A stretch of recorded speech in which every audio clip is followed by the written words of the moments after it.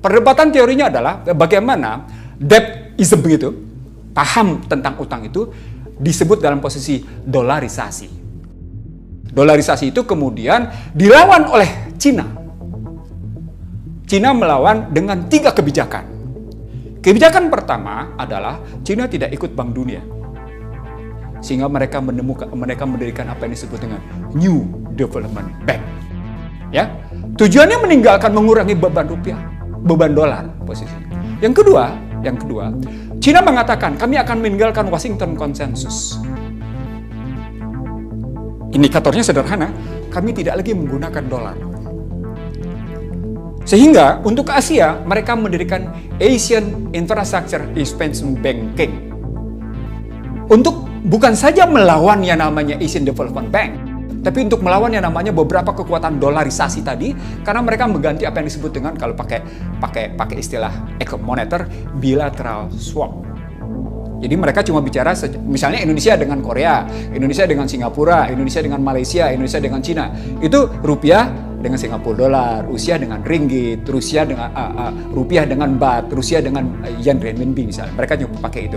Tapi pertanyaan saya berikutnya, untuk menakar dua mata uang ini alat ukurnya apa? Anda suka tidak suka masuk ke dalam cara berpikir struktur mata uang yang dibikin oleh IMF. Renminbi misalnya terhadap pembentukan special drawing rights. Ini Anda masuk ke ekonomi, saya masuk ke ekonomi. Special drawing rights berapa sesungguhnya? 10,11%. Dari sini keluar kebijakan orang-orang Republik, Partai Republik di sana ya. Kita tidak perlu takut dengan kekalahan perang dagang kita.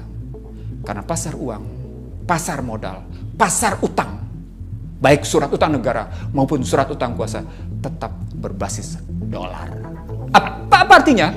Dengan mudah seluruh dunia akan terdikte oleh kekuatan dolarisasi tadi. Gitu ngelihatnya. Dan kita termasuk karena 66% bentuk utang kita 66% itu dalam bentuk dolar posisinya. Berikutnya ketika Anda masuk dalam konstruksi misalnya terhadap PDB, saya tanya sama Anda, konten PDB-nya itu apa? Siapa pemiliknya?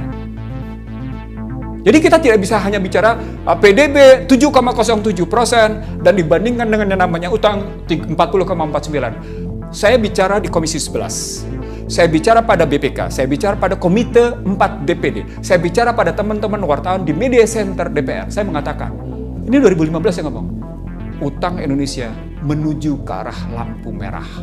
Kaget semua orang dan menolak tesis saya tersenyum. Karena saya tidak sekedar mau melihat angka PDB. Kenapa kayak gitu? Saya mau bilang sama Anda, angka PDB itu sejak tahun 71 hingga hari ini itu diprotes.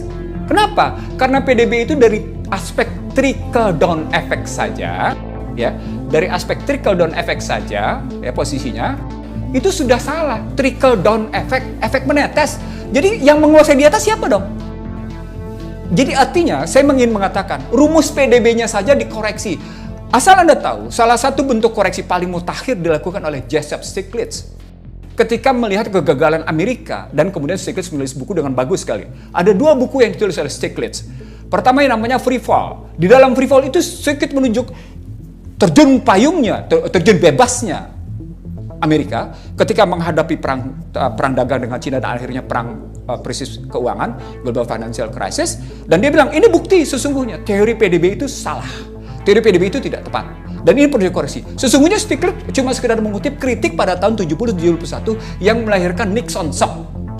Asalnya tahu, saya ngomong Nixon Shock ini nanti berkaitan dengan digital currency di mana? Ini kemarin baru pembahasannya. Seluruh dunia sudah melihat Bretton Woods 2.0. Di sana sudah bicara tentang ketika bicara nanti COVID dalam relasi dengan digital currency, COVID dalam kaitan dengan vaksin dan digital currency, sudah bicara Bretton Woods 2.0.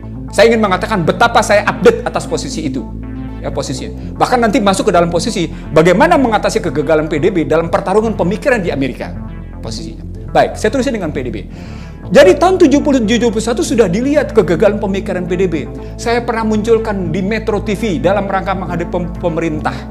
Lawan saya pemerintah saat itu. Saya bilang, Anda masih pemikiran Anda ketinggalan zaman. Pemikiran PDB itu sudah harus dikoreksi. Karena dia tidak sungguh-sungguh menggambarkan pemerataan.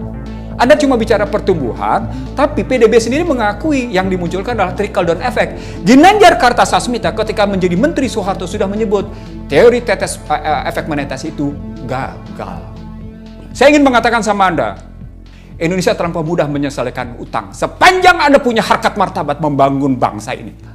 Sorry, yang datang kepada saya itu bukan 1-2 orang. Karena mereka tahu saya punya jalan keluar. Tapi saya tidak mau berpihak pada mereka yang kemudian menjunjung tinggi dunia globalis yang akhirnya mendikte Anda. Saya nggak mau. Yang kedua, ketergantungan investasi asing. Saya mau bilang sama Anda, konsep bahwa penjajahan harus dihapuskan dari muka bumi karena kemerdekaan adalah milik semua umat manusia.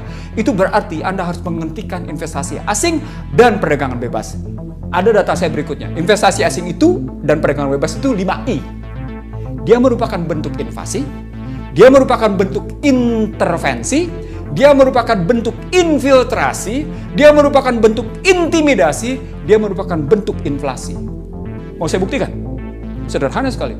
Bongkar perjanjian kita dengan Bank Dunia ketika Anda menaikkan harga BBM. Apa kata Bank Dunia?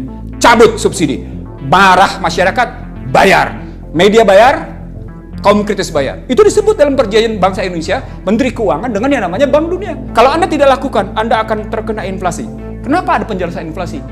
Karena Anda sesungguhnya tidak merdeka dalam persoalan energi dan pangan.